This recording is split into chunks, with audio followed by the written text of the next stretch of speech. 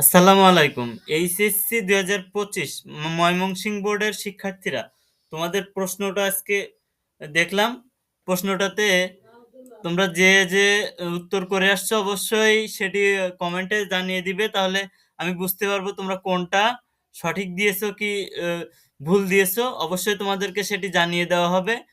এখন কেবল আমি এই প্রশ্নটি হাতে পেয়েছি। যখন আমি প্রশ্নের উত্তর হাতে পাবো অবশ্যই তোমাদেরকে জানিয়ে দিব, এ নিয়ে টেনশন করার দরকার নেই। তোমরা কে কেমন পরীক্ষা দিয়েছো অবশ্যই সেটি কমেন্ট বক্সে জানিয়ে দাও। কে কি অ্যান্সার করেছো সেটি দ্রুত জানিয়ে দাও, যাতে করে আমি তোমাদের জন্য সঠিক উত্তর খুঁজে তোমাদেরকে অ্যান্সার শিটটা খুব সহজেই দিতে পারি। দেখো আজকে তোমাদের 9 দাগ 10 দাগে কি পড়ছে, government women's college Chittagong write a principal to college smart board in your classroom. সেটা এটা কিন্তু খুব easy. Set up smart board in your classroom. Smart board মানে তোমার হচ্ছে স্মার্ট বোর্ড ক্লাসরুমে স্মার্ট বোর্ড বসানোর জন্য আবেদন। এটা পারছো?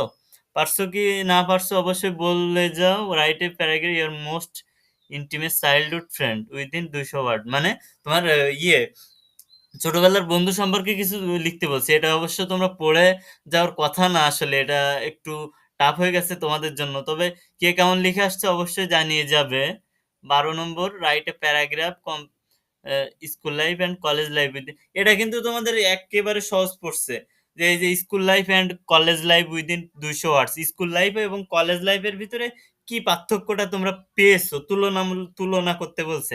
তো এটা তো এই যে 40 মার্ক, এই যে কম্পোজিশন, এইখানে যে ভালো মার্ক পাবে সে কিন্তু লেটার মার্ক পেয়ে যাবে। ঠিক আছে, এখানে ভালো মার্ক করতে পারলে এই উপরে তারা এমনিতেই ভালো মার্ক করে। তো অবশ্যই তোমাদেরকে আমার কাছে উত্তর আসার সাথে সাথে তোমাদেরকে ভিডিওর মাধ্যমে অবশ্যই জানিয়ে দিচ্ছি আমি।